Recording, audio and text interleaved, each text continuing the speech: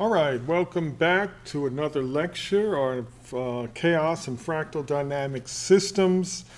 Today we are going to talk about another interesting aspect of chaotic processes, chaotic dynamics. We're going to talk about synchronization and how chaotic systems synchronize and, perhaps what you could do as a benefit. So remember, we were using the Colpitts oscillator as our system of choice. And we use this time to look at where we talked about the background, we talked about characteristics of the Colpitts oscillator, we talked about the butterfly effect. If you remember, it's the sensitivity to small changes. And that is also very instrumental in this process as well of synchronization. And further, we talked about the Poincare surface and how we would establish a Poincare surface, a slice through a three-dimensional state space or tractor, and create this mapping of points, and then be able to order those points into a return map and be able to predict where the system is going. And kind of harken back to the logistic map, that single hump map we played around with, and kind of see some of the similarities there between that, the logistic map, and the return maps for the Colpitts oscillator, which then, has this chaotic flow. All right. So that's where we left and where we've come to this point of synchronization. So let's talk about it. First of all, you may or may not know that the pendulum clock is a particular type of clock that uses the weights of a pendulum and the fact that a pendulum, when properly designed, will have a movement that has a precise period. And the period is when the pendulum arm moves from one position to the next and back again. That's one cycle, one period.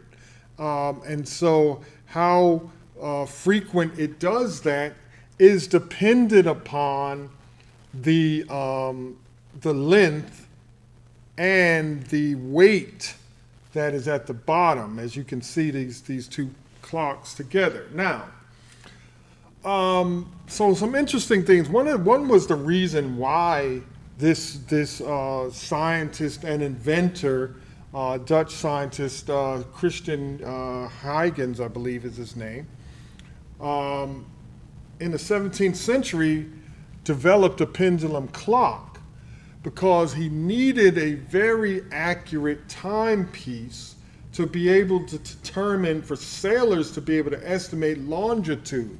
Latitude particularly was determined by the position of the sun and the stars and all of that, but to know how far along you're gone in longitude, this was something that was, they needed clocks for, and they needed to be able to be accurate.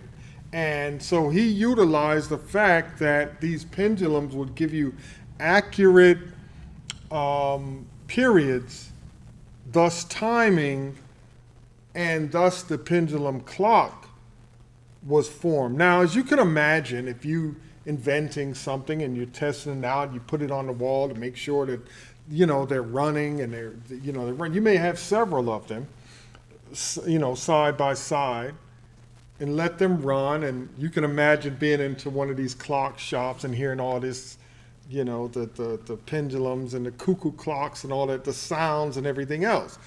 So he probably had several of them side by side, and he wanted to probably measure how accurately they kept time. Even if you set it at different times, you want to make sure that the difference in time were the same. So you could even think that the pendulum, penduli, I guess is the plural of pendulum. These penduli were side by side, and perhaps started off at different cycles. He could have started it at different places or whatever, right? Well, he found an interesting thing, and that is that the clocks close to each other begin to synchronize and do the same things and swing at the same rate with the same frequency, and even the positioning being the same. Now, this baffled them, and this actually even baffles scientists today. They don't have a good reason why they think that. My theory, and I think others, particularly in chaotic processes, share this, that one, you have this very sensitive effect to small changes, right? And even as the pendulum moving, they're pushing little air currents. Even the sound creates waves, sound waves in the air that impinge upon the other pendulum and vice versa. And those little, again, perturbations can affect what a very sensitive device is doing. And, I believe that is what perhaps is the mechanism that connects them together, because there's nothing else, at least, that you could imagine with them connected together. Now, I don't know, and I haven't seen whether anybody has tried this test in a vacuum and whether or not they still synchronize. I would maybe ask you to research that and look up synchronization of clocks, see what you can find, and also see if it was ever done in a pendulum, in a vacuum, to see if they actually synced up when there was no air or air currents to kind of connect them together. But I want to take you down the notion now. We've had this three-dimensional system. So let's say that this is, oscillator number 1, and this is oscillator number 2. And, each of them put out X, Y, and Z outputs. And you can imagine that they're, these waveforms that look like that, as you've seen. And this one would have a, similar but different oscillation here. And they're two independent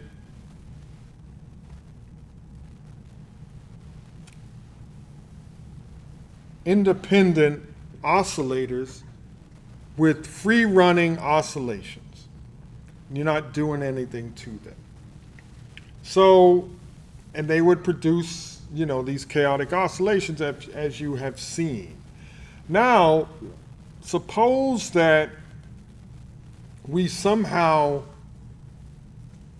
were able to connect the output of one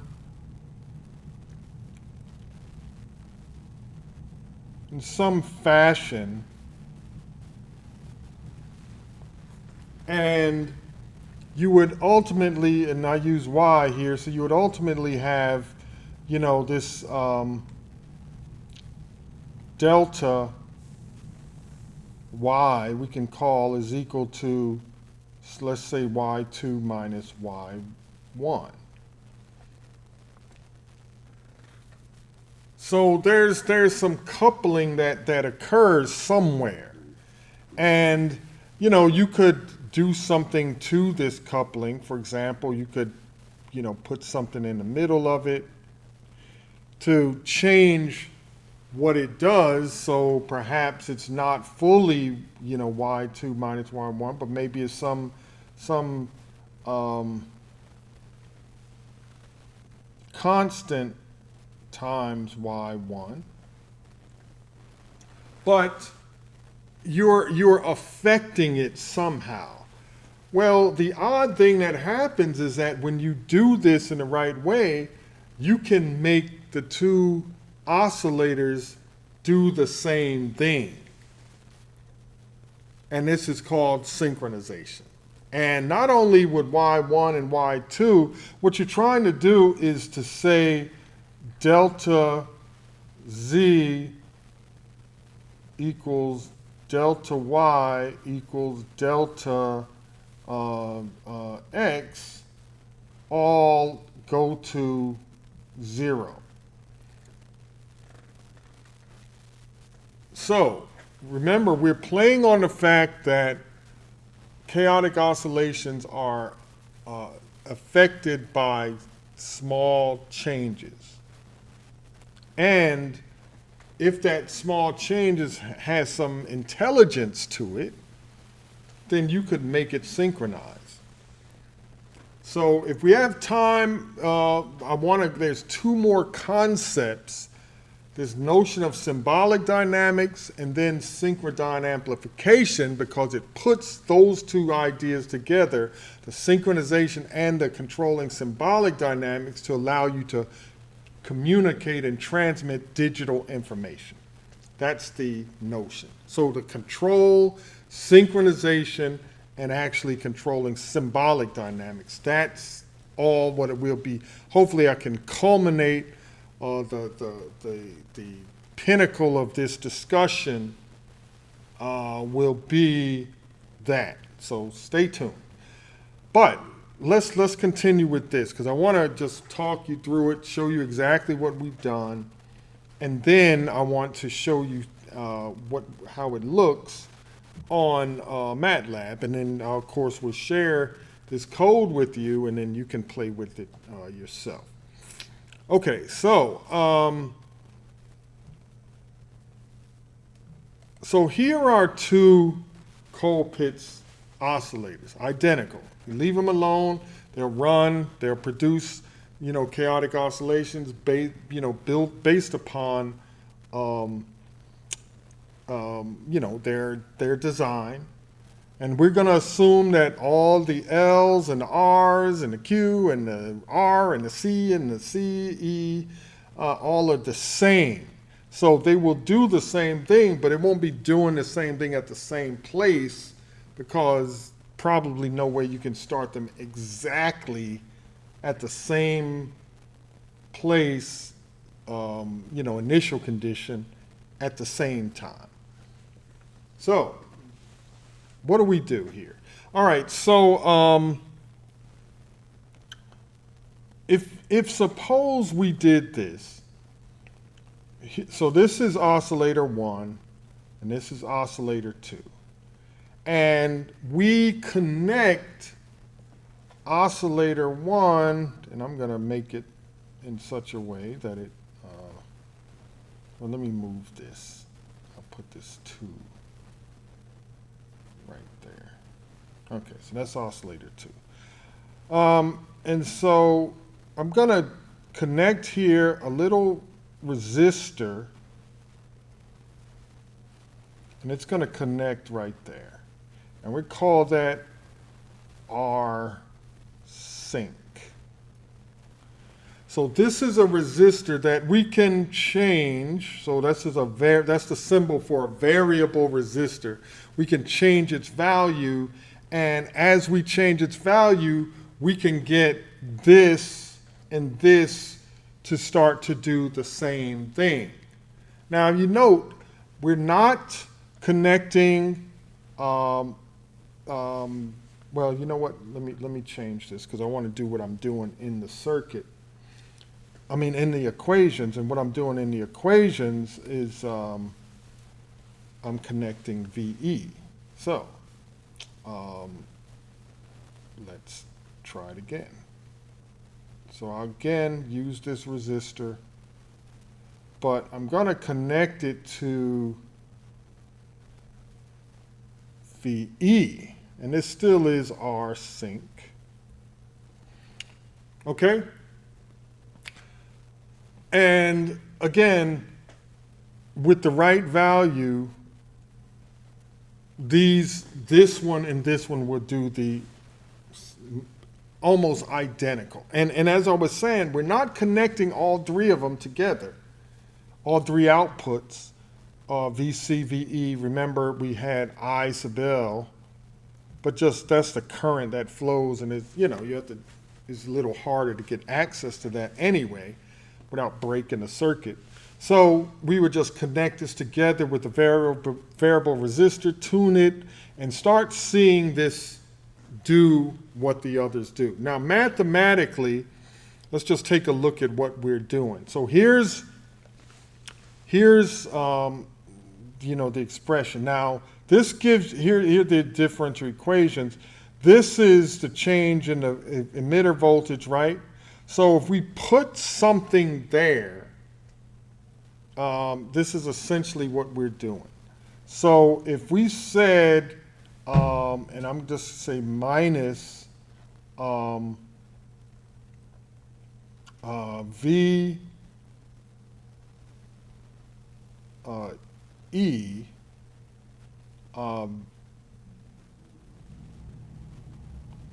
2 minus V E. All right, now let's just be clear about this. Let's say that these are the equations for number 2. This is going to be the one we're synchronizing. So I don't want to go in here and change all the E's. So this is VE minus VE2 divided by R sync. Okay. And this is what we would call delta VE. Okay? So now look at what's happening here.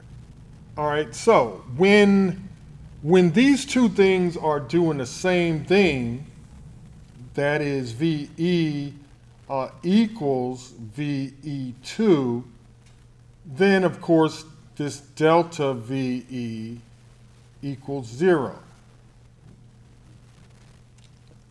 The other thing is that at the larger R sync is, the smaller this whole additional piece is. Which means as R sync, say, goes to infinity, then this whole additional, and this is a current here, okay?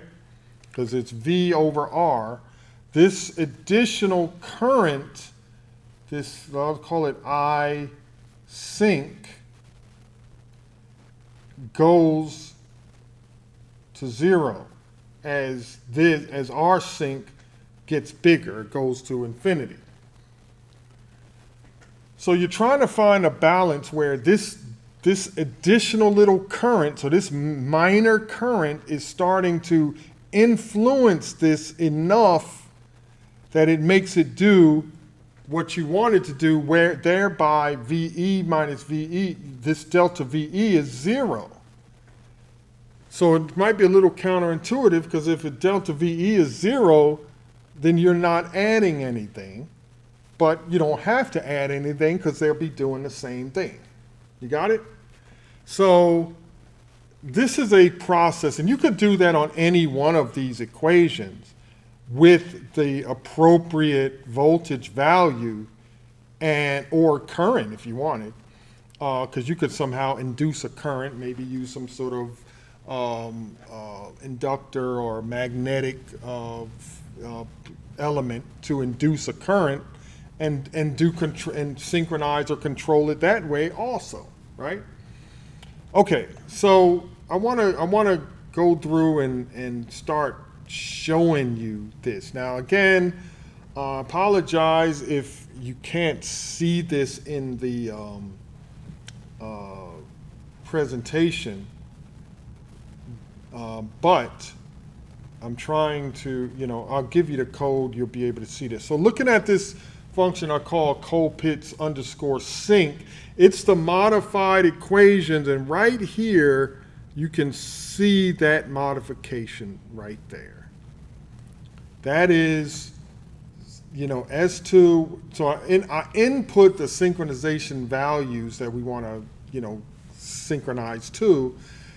And so here, this one minus this one, which are both this VE, divided by R sync, that's the current, that's that synchronization current that I'm adding to the circuit. That's it. That's all the modification. And in the parameters set, I have R sync. Now, first time I run it, I have R sync to 1,000 or kilo ohm. And that's sufficiently high enough that, you know, you're not getting much synchronization. So here's oscillator 1, and here's oscillator 2. As you can see, they're kind of doing different things, you know, but they're all, you know, held within the same space. And here's the interesting one that I want to show. Well, I did want to show, where is it? Oh, here it is. Okay. Let me move this so it, you know, just doesn't confuse. I want you to focus squarely on this. Let me see if yeah, that's fine. All right, look. So as you can see, they are doing different things. Right, the red and the blue lines, that's the two different oscillators, VE values, and just, you know, in time, quote unquote time, they're doing different things. And they're just not at the same place, right? And this is the difference between them. And as you can see, the difference swings over a wide range of voltage, as wide as, you know, the itself, right? It goes from -4 to 3 volts, you know, this range. And you can see the difference is pretty substantial. Okay, so what I'm going to do next is I'm going to change this value to 10 ohms instead of 1,000. So I made it smaller, and now I'm going to run it again. And we can whistle while it runs. All right, but it's going to finish here in a second. It didn't take too long. Now look at this. Look what happened. Those, and I wanted to show, I show it right at the beginning because you can see where they're different, but they're starting to, they merge very quickly. And now they're both doing the same things. I'm going to run this again for a slightly larger value. I'm going to go to 100 ohms instead of 10, because that'll, you know, I think it will eventually synchronize with that value. It just takes longer. Yeah, see, it does synchronize because, remember, as the difference gets closer and closer as they get closer and closer, the value goes to 0. Now, as you can see, this difference value is not completely 0, and probably won't get there. Let's try a little higher value. I want to see if we can make it walk away a little. Let's go to 200. I want to see it just take a little longer to synchronize.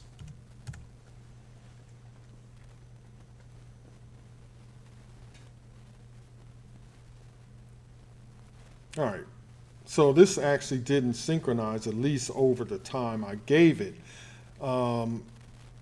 I'm going to do one other thing and look at it a little bit further out. So here, I'll go to my stop value and call it 5,000 instead of 3,000. So we'll look at a little longer stretch, and maybe it'll synchronize before it gets there.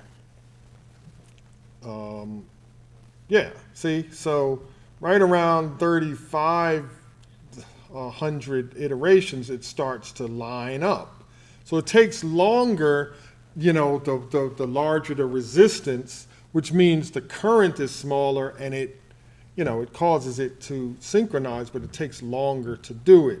So you can almost think where we're turning this resistor off, up or down, and it's starting to, you know, it affects how the behavior is.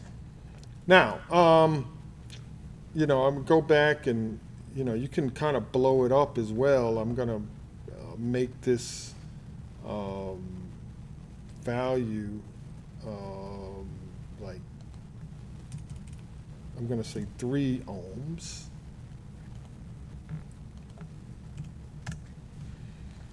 Because you can over do it and hit it a little too hard. In this case, that was okay, but you can see right in here, I don't know if you can quite see it, but there's a little bit of trouble starting at the beginning because you just really used a little bit too much. So I'm gonna make that a little bit smaller and show you that it's probably gonna cause it to just blow up. Let's go to 1. I remember that being a problem.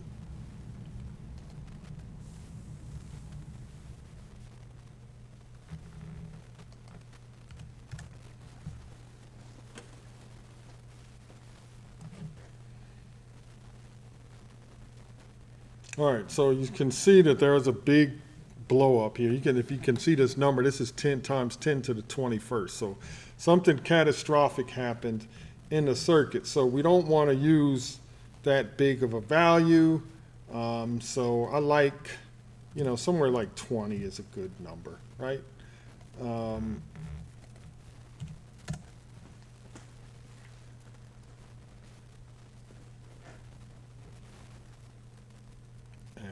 Now, as you can see, it synchronizes pretty quick.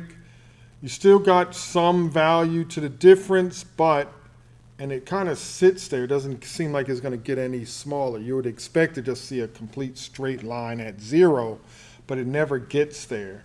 But they're synchronized enough to look the same. Now, you could play with other things in this circuit and or in these equations, and you could. Now, I've actually built this circuit and tested it and did other things, so you know it works just like you expect. It's pretty neat. And I remember when working with the government, we did a lot of exploration of this. Now, next time, what I'm going to do is I'm going to introduce this notion of symbolic dynamics and what that actually means, and